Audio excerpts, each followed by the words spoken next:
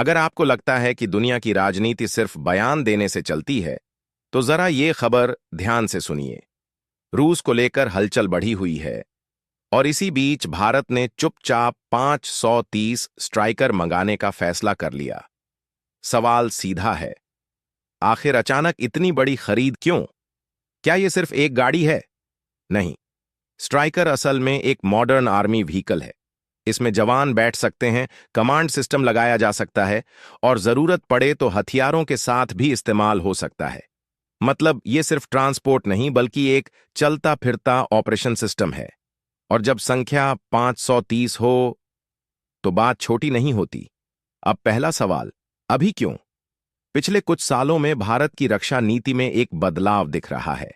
पहले ज्यादातर हथियार रूस से आते थे, आज भी बहुत कुछ आता है, लेकिन अब भारत सिर्फ एक देश पर निर्भर नहीं रहना चाहता। दुनिया की हालत बदल रही है। यूक्रेन युद्ध के बाद रूस पर दबाव है।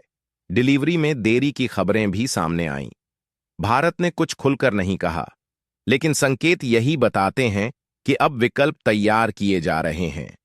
दूसरा सवाल, क्या इसमें चीन का एंगल है? सीमा पर हालात पूरी तरह सामान्य नहीं हुए हैं। पहाड़ी इलाकों में तेजी से सेना पहुंचाना बहुत जरूरी होता है। ऐसे में स्ट्राइकर जैसे व्हीकल तेजी से मूव कर सकते हैं, जवानों को सुरक्षित ले जा सकते हैं और तुरंत जवाबी कार्रवाई में मदद कर सकते हैं। क्या यह भविष्य की तैयारी है? संभावना से इनकार नहीं किया जा सकता। अब तीसरा सवाल, रूस क्या सोचेगा? रूस दशकों से भारत का बड़ा रक्षा साझेदार रहा है। ऐसे में अगर भारत दूसरे विकल्प भी चुन रहा है तो रूस के लिए यह एक संकेत जरूर होगा। लेकिन इसका मतलब ये नहीं कि रिश्ते खत्म हो रहे हैं। भारत हमेशा से संतुलन की नीति पर चलता आया है, न पूरी तरह पश्चिम के साथ, न पूरी तरह किसी और खेमे में। भारत का साफ सिद्धांत है, जो देश हित में होगा वही होगा। चौथा एंगल, क्या यह सिर्फ खरीद है या कुछ और? भारत अब मेक इन इंडिया पर जोर दे रहा है। अगर इन स्ट्राइकर में से कुछ का निर्माण या असेंबली भारत में होती है तो इसका फायदा सीधा देश को मिलेगा। रोजगार, टेक्नोलॉजी और भविष्य में खुद बनाने की ताकत। अब रक्षा सौदे सिर्फ खरीद तक सीमित नहीं रहते, उनमें टेक्नोलॉजी ट्रांसफर भी अहम होता है। अब एक और सवाल, क्या भारत किसी बड़े सैन्य गठबंधन की तैयारी कर रहा है?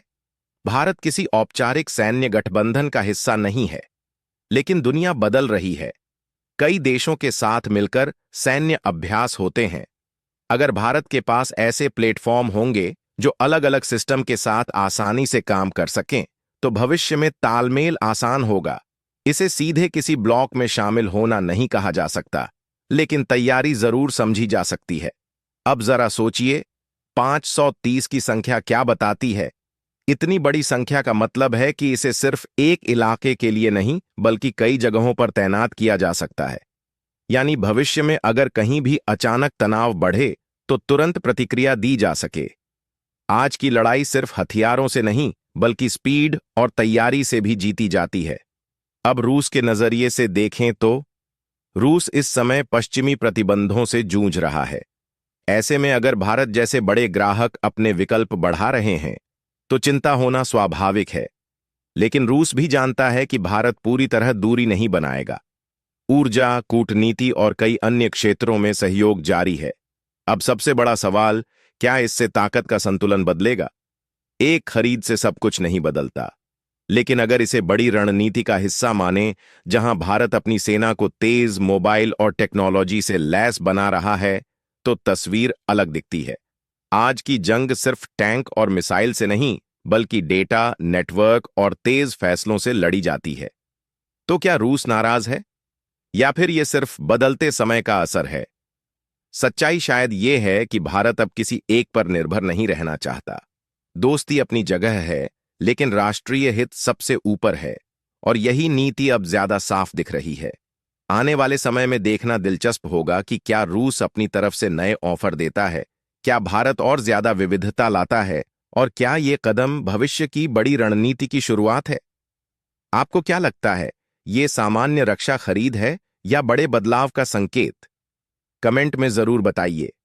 अगर आपको ऐसे आसान और गहराई वाले विश्लेषण पसंद हैं तो वीडियो को लाइक करें और चैनल को सब्सक्राइब करना न भूलें।